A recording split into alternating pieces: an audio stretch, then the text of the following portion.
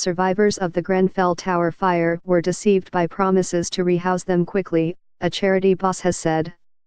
About 100 households will still be living in hotels on Christmas Day, 6 months after the tragedy in West London. Mark Sims, the director of the Rugby Portobello Trust, which has been distributing grants to the community in the London borough of Kensington and Chelsea, said a lack of honesty throughout the process had added to survivors' stress. "We knew finding 300 properties in Kensington and Chelsea was never going to be 3 weeks, it was never going to be 3 months, he said. I think people were deceived. The Prime Minister, Theresa May, initially said she hoped to rehouse everyone within 3 weeks of the fire, but the community's secretary, Sajid Javid, later told MPs the local council was aiming for a Christmas deadline. The leader of the council, Elizabeth Campbell, said she was absolutely hoping to have everyone in homes within a year. Sims said promises to rehouse survivors within 3 weeks had been ill-timed, ill-conceived and ill-judged. He said the response from volunteers after the fire had been the one bit that didn't fail.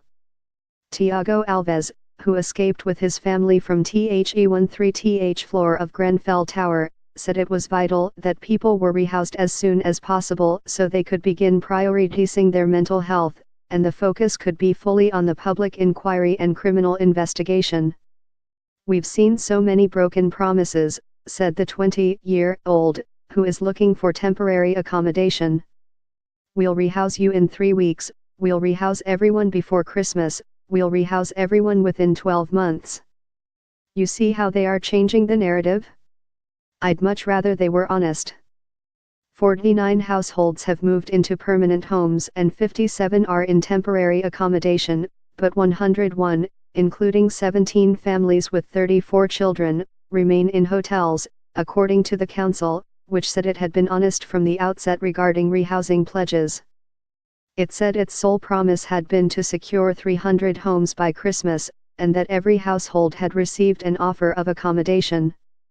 Local legal and campaigning groups, however, have said that many of these offers have been either outside the borough, unsuitable or in other tower blocks.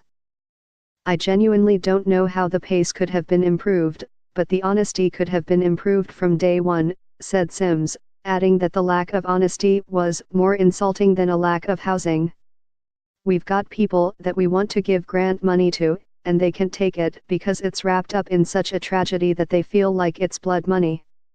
That's the level of trauma associated with people getting out of that tower, so to expect people to behave rationally when they've got to go online and book for a property is a bit daft. It needs to be a much more personal, honest relationship with somebody who can navigate you through. And they've been slow to get that.